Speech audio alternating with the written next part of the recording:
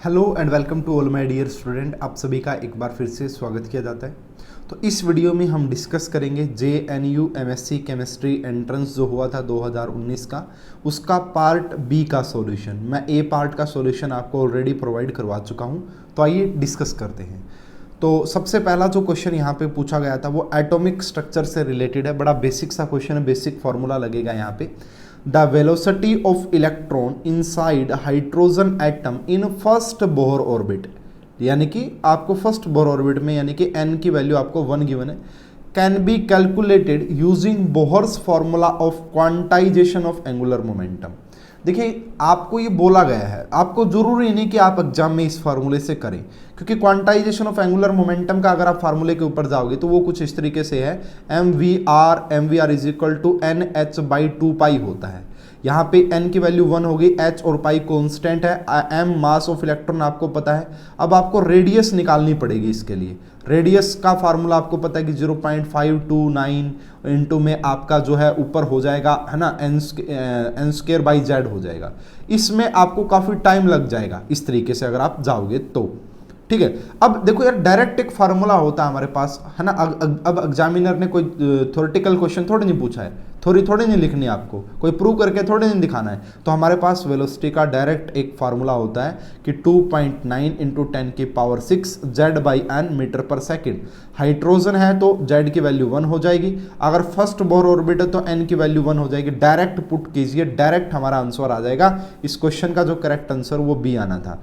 तो जरूरी नहीं है कि एग्जामिनर इस तरीके से बोल रहा है, एग्जामिनर ने आपका समय खराब करना चाहा है इस क्वेश्चन में, और कुछ नहीं है। आपको कंफ्यूज कर रहा है। बहुत सारे बच्चे सोचेंगे क्वांटाइजेशन ऑफ एंगुलर मोमेंटम से कैसे निकालें, लेकिन आप इस अप्रोच से जाइएगा, बड़ा आसान है, आराम से निकल जाएगा आंसर। नेक्स्ट क्वेश्चन की बात करते हैं। नेक्स्ट क्वेश्चन इलेक्ट्रोकेमिस्ट्री से रिलेटेड है। What is the equilibrium constant for the reaction, जहां पे डेल्टा जी नोट आपको गिवन है एंड साथ में आपको टेम्परेचर गिवन है। तो हमें पता है कि जो डेल्टा जी नोट है, बेसिकली आपका डेल्टा जी नोट वो इक्वल होता है RT जो एंटीलॉग के। तो यहाँ पे 50 पुट किया, R की वैल्यू आपको ये वाली वैल्यू पुट की है। यहाँ पे टेम्परेचर आपको केल्विन में पुट करना होता, तो इसमें 273 आपने ऐड किए और उसके बाद एंटीलॉग के इन दोनों की मल्टीप्लाई की, इसका आपने वो किया तो इसको एक्सपोनेंशियल में लेके गए, और आप इसको कैलकुलेटर से इजीली सोल्व कर सकते हो। अगर आप सोल्व करोगे तो इस क्वेश्चन का जो करेक्ट आंसर है वो ये आ जाएगा। डायरेक्ट फार्मूला बेस्ड क्वेश्चन था, तो ये आपको बस फार्मूला याद रखना था यहाँ पे, और बाकी इसमें कुछ भी नहीं था। ऐसा क्वेश्चन DU में भी पूछा जा चुका 2-3 बार। नेक्स्ट क्वेश्चन देखिए भाई, ये बेसिक मैथमेटिक्स से ये क्वेश्चन है।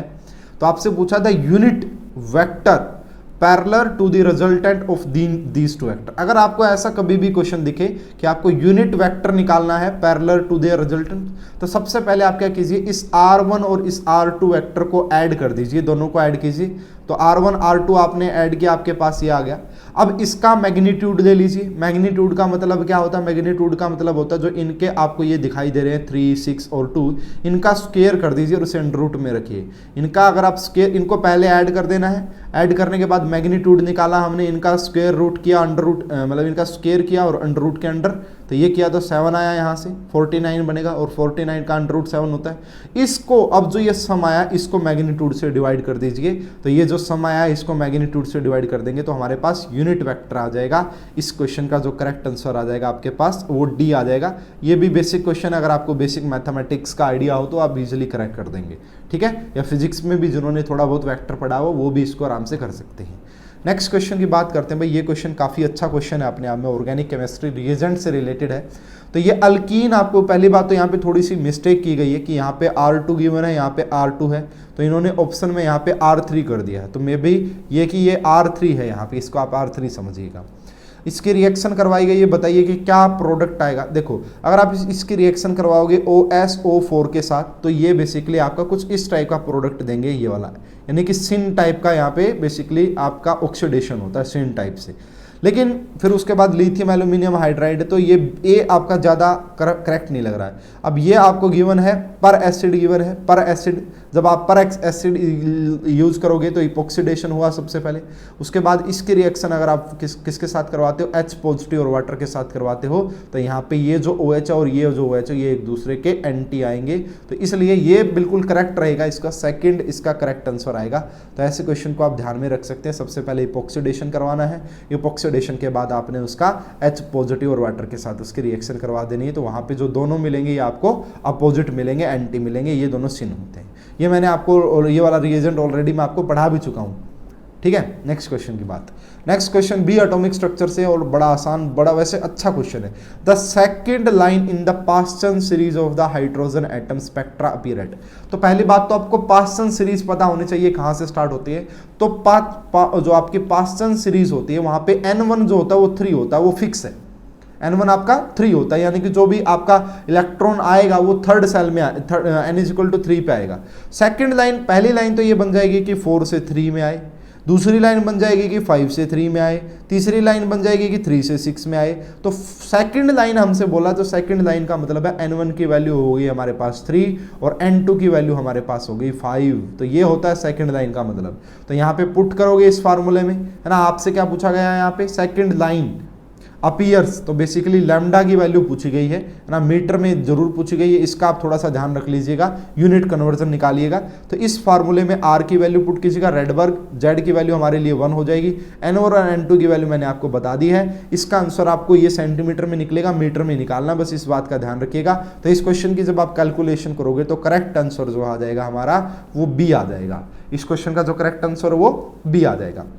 नेक्स्ट क्वेश्चन बहुत अच्छा क्वेश्चन है भाई, नेक्स्ट क्वेश्चन भी हार्ड एसिड और इस बेस कंसेप्ट है, ये हार्ड एसिड और बेस का कंसेप्ट है बेसिकली। तो देखिए कॉपर 2 पॉजिटिव, H पॉजिटिव, इनकी रिएक्शन करवाएं, क्या क्या बने ये आपसे बोला जा रहा है। तो इसमें यूज करना आपको hard soft acid base principle. Hard soft acid base principle, सबसे पहले आपको ये पता होना चाहिए कि कौन हार्ड एसिड होता है, कौन सॉफ्ट बेस होता है, इस तरीके से। तो उसकी एक लिस्ट भी मैंने यहाँ पे बनाई गई है। अगर आप एसिड्स की बात करोगे तो हार्ड एसिड जनरली आपके कौन होते हैं, H positive, lithium positive, Na positive, K positive, तो ये हार्ड एसिड की कैटेगरी में आते हैं। सॉफ्ट की कैटेगरी में कौन आता है, कॉपर पॉजिटिव, BH3, ये सारे सॉफ्ट की कैटेगरी में आते हैं। और ये बॉर्डर लाइन है, ये कभी सॉफ्ट की तरह काम करते हैं और कभी ये हार्ड की तरह काम करते हैं, ठीक है। तो कॉपर 2 पॉजिटिव भी बेसिकली सॉफ्ट की कैटेगरी में ही रखेंगे हम यहाँ पे। तो हार्ड की कैटेगरी में H पॉजिटिव है। इसी प्रकार अगर आपको थोड़ा सा जानना है कि हार्ड कौन होंगे, जिनका स्मॉल साइज होता है या हाई पॉजिटिव ऑक्सीडेशन स्टेट होती है, एब्सेंस ऑफ डी इलेक्ट्रॉन होता है, ज़्यादातर वो आपके हार्ड की कैटेगरी में लिए जाते हैं, ठीक है। यूजुअली लाइट मेटल्स यहाँ पे लेते हैं ना, तो ये बात आपको ध्यान में रखनी है। ये पूरी PDF भी मैं आपको प्रोवाइड करवा दूंगा, वहाँ से आप देख भी लीजिएगा, इसको पढ़ लीजिएगा। तो इसमें कंसेप्ट ये होता है कि हार्ड एसिड हार्ड बेस के साथ जाता है। तो यहाँ पे देखो ये दोनों एसिड की तरह काम कर रहे हैं, लेकिन H पॉजिटिव हार्ड एसिड है, तो हार्ड एसिड हार्ड बेस के साथ जाएगा। अब हार्ड बेस का कैसे पता लगेगा, तो उसकी भी लिस्ट होती है। तो हार्ड बेस हमारे पास जैसे कि सल्फेट हार्ड बेस की कैटेगरी में आता है, तो H पॉजिटिव हार्ड एसिड है, तो सल्फेट हमारा हार्ड बेस है, तो हार्ड एसिड और हार्ड बेस मिलेंगे, तो आपको यहाँ पे जो मिलेगा H2SO4 मिलेगा। एक तो पहली बात तो क्या आपको यहाँ पे H2SO4 मिलेगा। अगर इतनी बात जान गई तो C और D को तो हटा दो, C और D तो पॉसिबल नहीं होंगे। दूसरी बात कॉपर पॉजिटिव, ये सल्फाइड मिल गया हुआ, तो ये इस प्रकार से। उसी प्रकार देखो भाई यहाँ पे BF3 जो है आपका वो हार्ड एसिड की कैटेगरी में आता है। इसी प्रकार जो ET2O जो है आपका वो आपका हार्ड बेस की कैटेगरी में आता है। तो इन दोनों को आपस में जोड़ दो, तो यहाँ से बना दीजिए। इस क्वेश्चन को जब आप सोल्व करोगे तो ए करेक्ट आंसर आ जाएगा।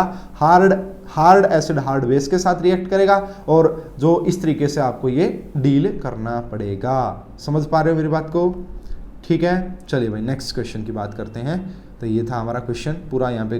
नेक्स्ट क्वेश्चन देखिए, ऑर्गेनिक केमिस्ट्री में काफ़ी अच्छा क्वेश्चन है। जैम 2019 में यहाँ से इस टाइप का एक क्वेश्चन पूछा गया था, वैसा ही क्वेश्चन है। इन्होंने बोला सबसे पहले कि हमारे पास साइक्लोहेक्सेनोन है, उसकी रिएक्शन हाइड्रोक्सिल अमीन के साथ करवाई है। तो ये साइक्लोहेक्सेनोन होता भाई, इसकी रिएक्शन हाइड्रोक्सिल अमीन के साथ करवाई, तो ये हमारे पास ऑक्जाइम बन गया भाई। क्या बन गया, ऑक्जाइम बोलते हैं इस टाइप को, ऑक्जाइम। अपॉन ए को जब हमने एसिड के साथ ट्रीट किया तो बी प्रोडक्ट मिला, ठीक है जी। और बी को फिर हमने क्या किया, heated in the presence of base to generate a textile polymer. तो जब बी मिला उसको हमने हिट किया तो हमें टेक्सटाइल पॉलीमर सी मिला। तो आपको ABC बताना कि क्या है, ABC क्या है। तो देखो ए प्रोडक्ट जो आपका बना है वो बना है साइक्लोहेक्सेनोन ऑक्जाइम। तो इसका मतलब ए और डी को तो हटा देते हैं, साइक्लोहेक्सेनोन ऑक्जाइम बी ये रहा, ठीक है। उसके बाद देखिए, इसके बाद ये जो रिएक्शन होती है इसको बोला जाता है बैकमैन रीअरेंजमेंट। क्या बोलते हैं भाई इसे, बैकमैन रीअरेंजमेंट बोलते हैं। सबसे पहले ये जो हाइड्रोजन है ये अटैक करेगा यहाँ पे और ये OH2 पॉजिटिव अब इसके एंटी पोजीशन वाला माइग्रेशन करता है। ये OH जहां से लीव करेगा, ये देखो इसके पास पहले तो ये अटैक कर देगा ये OH2 पॉजिटिव, अब ये OH2 पॉजिटिव निकलेगा तो ये है ना, तो इसके एंटी वाला यहां से माइग्रेट करेगा। ये आपका बैकमैन रीअरेंजमेंट रिएक्शन होती है। तो आपने यहां से इसका माइग्रेशन करवाया, इस प्रकार से आपको यहां पे मिलता है ये। And this is the monomer of किसका, ये किसका मोनोमर होता है, ये बेसिकली ये कैप्रोलैक्टम है, ये मोनोमर होता है नाइलोन 6 का। किसका, नाइलोन 6, ये आपका बेसिकली पॉलीमर होता है। तो इसका बेसिकली ये क्या होता है, आपका मोनोमर होता है कैप्रोलैक्टम। तो साइक्लोहेक्सेनोन ऑक्साइम बना, उसके बाद यहाँ पे 7 मेंबर्ड साइक्लिक अमाइड बनेगा। ये 7 मेंबर्ड 1 2 3 4 5 6 7 मेंबर्ड साइक्लिक अमाइड बना। तो इसलिए इस क्वेश्चन का करेक्ट आंसर सी। इसके बाद जब आपने इसको हिट किया तो इस बॉन्ड को आप यहाँ से ब्रेक कर दोगे, सॉरी इसको यहाँ से ब्रेक करोगे और इसके बाद आपको यहाँ पे ये मोनोमर मिलता है कैप्रोलैक्टम। इस क्वेश्चन का करेक्ट आंसर सी, ये बैकमैन रीअरेंजमेंट का क्वेश्चन था। नेक्स्ट क्वेश्चन एरोमेटिसिटी से रिलेटेड है और बड़ा बेसिक सा क्वेश्चन है, कोई ज़्यादा एडवांस क्वेश्चन नहीं है, आसान क्वेश्चन है। क्या कहना चाह रहा है इसमें देखिए। तो सबसे पहले तो इन्होंने ये बोला है कि a red compound is formed by reaction of 2 mole of AgBF4 in 1 mole of 1 2 3 4 tetraphenyl 3 4 dibromocyclobutane in, कुछ नहीं भाई आपको बड़ा कंफ्यूज। तो ये देखो 1 2 3 4, ठीक है। तो यहाँ पे टेट्राफिनाइल लगा दिया, 4 बार फिनाइल लगाया, बिल्कुल सही बात है। 3 और 4 पे ब्रोमो लगाया, ठीक है, और 1 पे इन लगाया, ये लगा दिया जी। इसकी रिएक्शन 2 मोल AgF के साथ करवाई गई है। तो AgF क्या करेगा, यहाँ से Br को निकालेगा और यहाँ से Br निकालेगा, तो 2 AgBr बाहर निकल जाएंगे। जैसे AgBr बाहर निकलेगा यहाँ पे नेगेटिव बनेगा, यहाँ पे भी नेगेटिव बनेगा। अब जैसा ही ये बनेगा यहाँ पे 1 2 3 यानी कि 6 पाई इलेक्ट्रॉन बन जाएंगे, 6 पाई इलेक्ट्रॉन बन गया और ये वाला जो कंपाउंड है हमारा एरोमेटिक बन जाएगा। क्या बन जाएगा भाई, ये वाला कंपाउंड हमारा एरोमेटिक बन जाएगा। तो देखो क्या बोला गया, क्या डाइकटाइन बनेगा, नो। डाइकटाइन बनेगा तो फिर वो आपका फिर भी एरोमेटिक होता, क्योंकि 2 पाई इलेक्ट्रॉन हो जाते। लेकिन ये क्या बनेगा, Br पॉजिटिव की फॉर्म में निकलेगा। Ag पॉजिटिव है ना, Ag पॉजिटिव, तो इसे Br नेगेटिव की फॉर्म में बाहर निकालेगा। तो ये नेगेटिव की फॉर्म में बाहर निकलेंगे तो पॉजिटिव आएगा। सॉरी यहाँ पे नेगेटिव गलत लिखा हुआ भाई, यहाँ पे बिल्कुल पॉजिटिव आएगा। ये सॉरी ये गलत लिखा हुआ है, इसको आप अभी रफ करके इसी को अभी ठीक कर लेते हैं। तो ये बेसिकली आपका यहाँ पे पॉजिटिव बनेगा क्योंकि Br नेगेटिव की फॉर्म में बाहर निकलेगा। इस क्वेश्चन का जो करेक्ट आंसर आपने लिखना है वो ए, इसका करेक्ट आंसर लिखना है भाई। क्या लिखना है, इसका ए, कि आपके पास यहाँ पे जो मिलेगा आपको, यहाँ पे ये कटाइन मिलेगा, Br नेगेटिव की फॉर्म में बाहर निकलेगा, ये भी कटाइन मिलेगा और उसके बाद यहाँ पे आपके पास 2 पाई इलेक्ट्रॉन हो जाएंगे भाई। क्या हो जाएंगे यहाँ पे, उसके बाद 2 पाई इलेक्ट्रॉन हो जाएंगे। तो यहाँ पे टेट्राफिनाइल साइक्लोब्यूटेनाइल का डाइकटाइन बनेगा और ये वाला सिस्टम एरोमेटिक होगा। तो ये वाली बात बिल्कुल ट्रू है, ये वाली बात बिल्कुल सही है। इस क्वेश्चन का करेक्ट आंसर ए आ जाएगा। नेक्स्ट क्वेश्चन की बात करते हैं भाई, ये वैसेपर से रिलेटेड क्वेश्चन है ना, आसान क्वेश्चन है। तो SnCl2 देखो, इसको Sn को आप कार्बन की तरह ट्रीट कर सकते हैं। कार्बन के पास कितने वैलेंस इलेक्ट्रॉन होते हैं भाई, देखो ये गलत बनाया गया है यहाँ पे। कार्बन के पास 4 वैलेंस इलेक्ट्रॉन होते हैं, तो ये भाई जल्दबाजी में गलत बनाए हुए हैं। देखो ये इस तरीके से कार्बन के पास 4 वैलेंस इलेक्ट्रॉन होते हैं। एक इस क्लोरीन के साथ शेयर किया, एक इस क्लोरीन के साथ शेयर किया, एक लगाया लोन पेयर। इसको आप सभी को पता है कि ये हमारी बैंड शेप होती है, वी शेप होती है, एंगुलर शेप होती है। तो SnCl2 हमारा वी शेप का हो जाएगा। तो इन दोनों को काट देते हैं, ठीक है। उसके बाद देखो HCF2, अगर HCF2 को देखोगे तो 8 वैलेंस इलेक्ट्रॉन होते हैं। एक इस फ्लोरीन के साथ शेयर किया, एक इस फ्लोरीन के साथ शेयर किया, एक लोन पेयर यहाँ पे, एक लोन पेयर यहाँ पे। तो ये हमारी लीनियर शेप नजर आ रही है। तो वी शेप हो गया, उसके बाद लीनियर हो गया, ठीक है।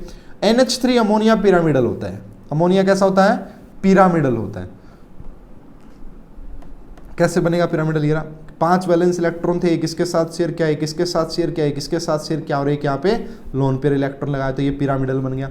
उसके बाद BrF3 क्या होगा, आपका टी शेप बनेगा भाई। BrF3 आपका टी शेप बनेगा, है ना। 7 वैलेंस इलेक्ट्रॉन थे, एक इसके साथ शेयर किया, एक इसके साथ, एक इसके साथ और 2 यहाँ पे लोन पेयर ऑफ इलेक्ट्रॉन लगा दिए, तो ये टी शेप बनेगा।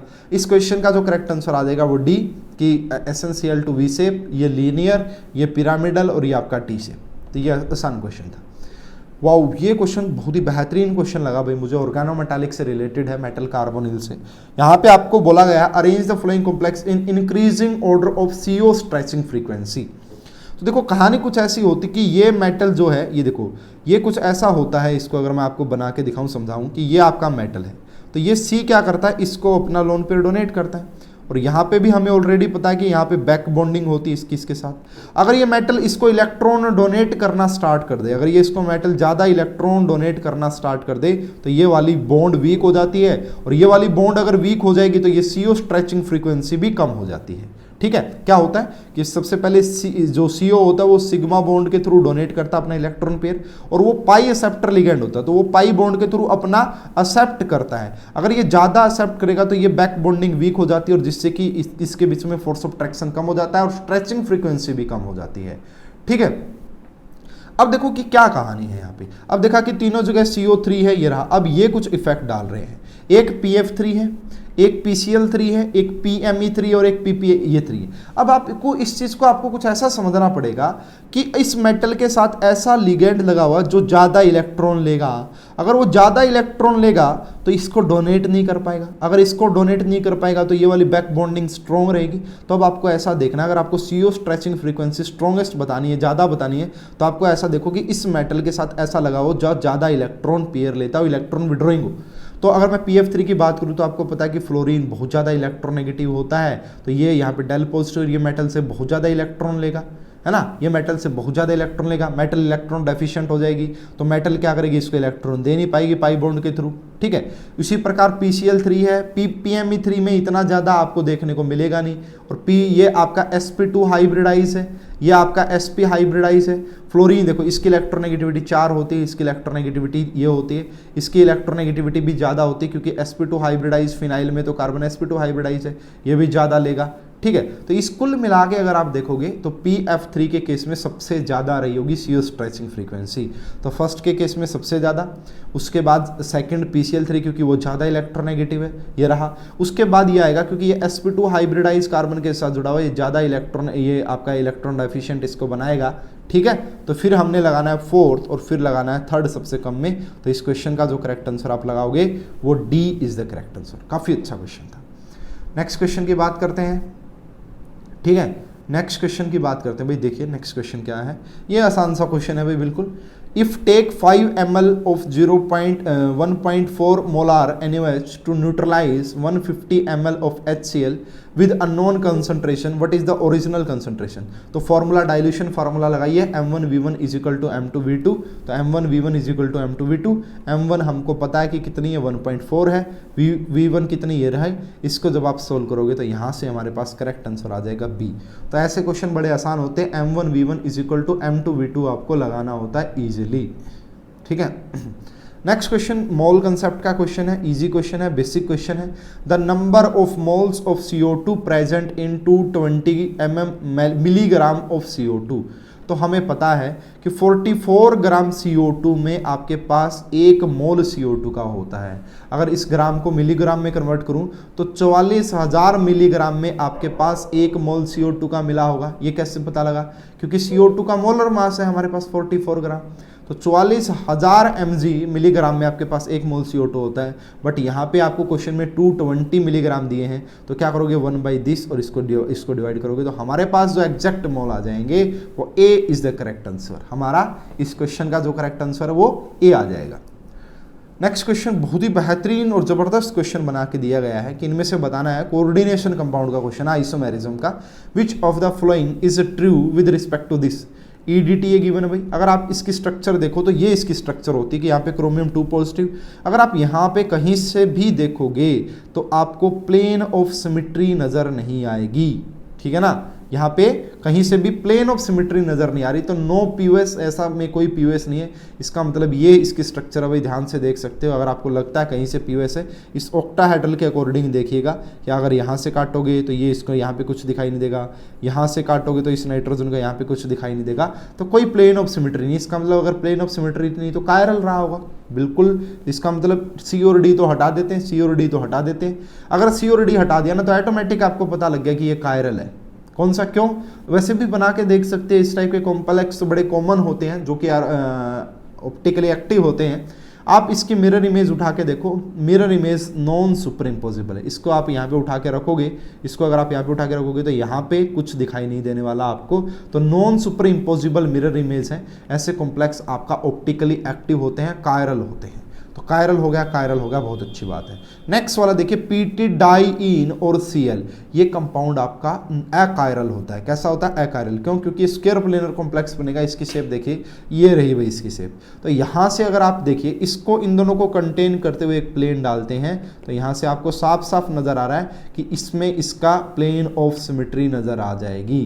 तो ये वाला कंपाउंड आपका स्क्वायर प्लेनर कॉम्प्लेक्स होता है। तो यहाँ पे आप इजीली देख पाओगे कि इन दोनों बॉन्ड को कंटेन करते हुए यहाँ पे एक पीओएस प्रेजेंट है, इसलिए यह अकायरल हो जाएगा। इस क्वेश्चन का करेक्ट आंसर आपका ए आएगा। ठीक है, नेक्स्ट क्वेश्चन देखिए भाई, ये क्वेश्चन एनएमआर स्पेक्ट्रोस्कोपी से, ऑर्गेनिक स्पेक्ट्रा से रिलेटेड है। तो पहली बात तो बड़ा बहुत बच्चों वाला क्वेश्चन पूछा गया। अगर आप इसमें बोला कि ये वाली जो स्ट्रक्चर किससे बिलोंग करेगी, इस डाटा से, देखो यार 6, 7, 8 और 9, 10 कार्बन तो होने चाहिए ना। तो देखो ये फार्मूला बन सकता है? नहीं बन सकता। ये फार्मूला बन सकता है? नहीं बन सकता। अब यहाँ पे भी 10 कार्बन, यहाँ पे भी 10 कार्बन। अगर आप इस स्ट्रक्चर को थोड़ा सा ओपन करके देखेंगे कुछ इस प्रकार से, तो यहाँ पे आपको सिग्नल बहुत ज़्यादा दिखाई देंगे, डिफरेंट टाइप के। यहाँ पे बोला गया कि 9 हाइड्रोजन्स एक टाइप का सिग्नल दे रहे हैं, तो ऐसा कुछ आप ध्यान से देखोगे तो कोई 9 हाइड्रोजन ऐसे नहीं जो कि एक सेम टाइप का सिग्नल दें, और 5 हाइड्रोजन, यानी कि बेसिकली इनके पॉइंट ऑफ व्यू से तो 2 टाइप के सिग्नल बेसिकली आपके यहाँ पे मिल रहे हैं। लेकिन ऐसा कोई ट्रू नहीं है। इस क्वेश्चन का जो करेक्ट आंसर आपने बनाना है वो सी बनाना, सी ही बनता है, ये बी भी नहीं बनता है। तो इस क्वेश्चन को आप ऑप्शन एलिमिनेशन मेथड से सोल्व कर सकते हैं। ऑप्शन हटा के देखिए, उससे आपको काफी हद तक चीजें क्लियर हो जाएंगी। ठीक है, नेक्स्ट क्वेश्चन बेसिक मैथमेटिक्स का क्वेश्चन है, और ये क्वेश्चन आपका मार्क्स टू ऑल दिए गए थे।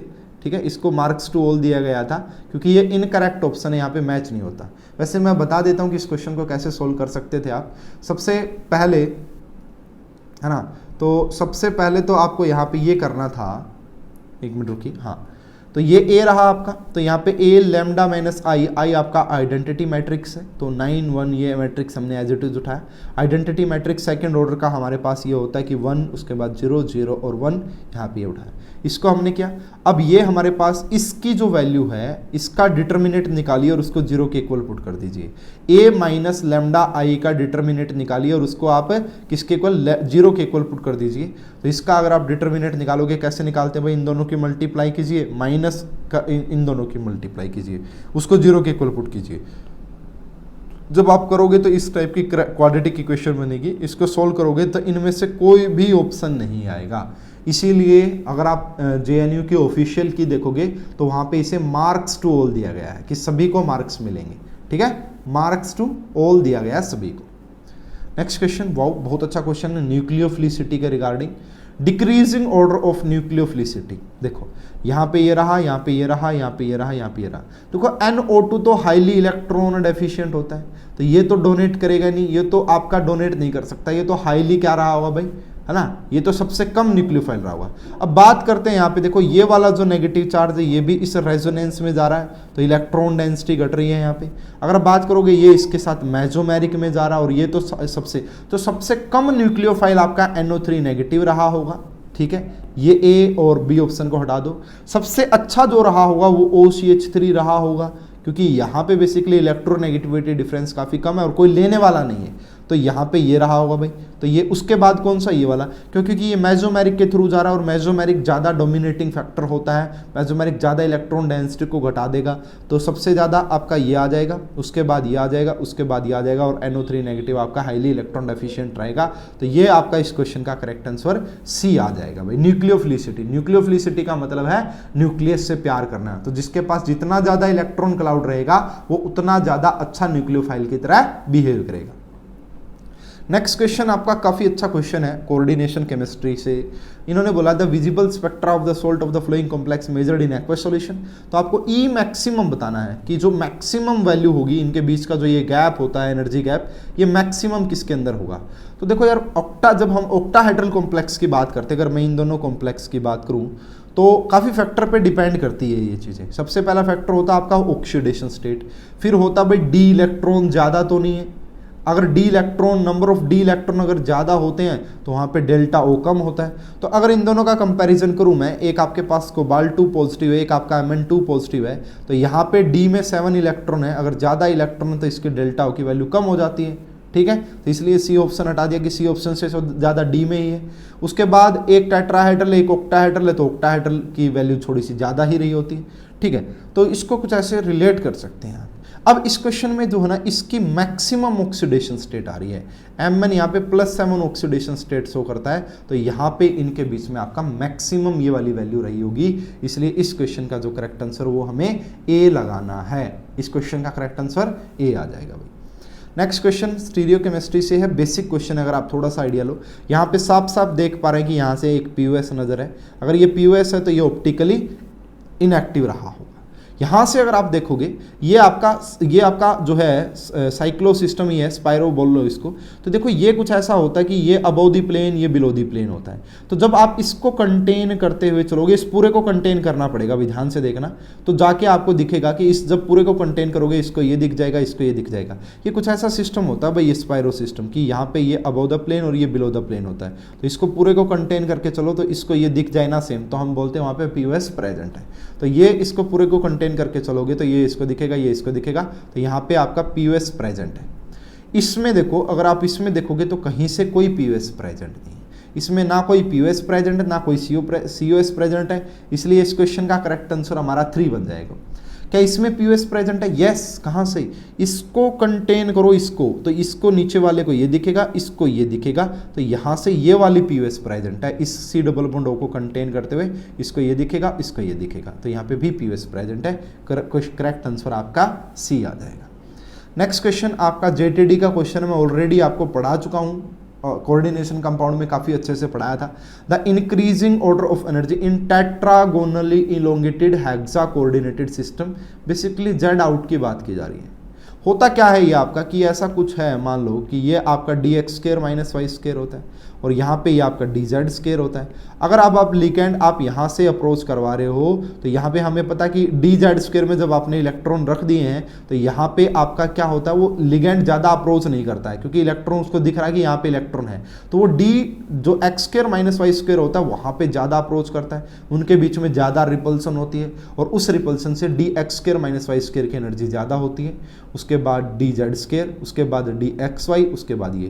तो इस क्वेश्चन का जो करेक्ट आंसर आ जाएगा वो बी आ जाएगा। जेड आउट में क्या होता है, टेट्रागोनली इलोंगेटेड को जेड आउट बोला जाता है, ठीक है, और वहां पे आपका dx² - y² की एनर्जी ज्यादा होती है, फिर dz² की होती है। इस क्वेश्चन का करेक्ट आंसर बी लगाना था। नेक्स्ट क्वेश्चन आपका केमिकल काइनेटिक्स से है, फार्मूला बेस्ड क्वेश्चन है, बड़ा आसान सा क्वेश्चन है।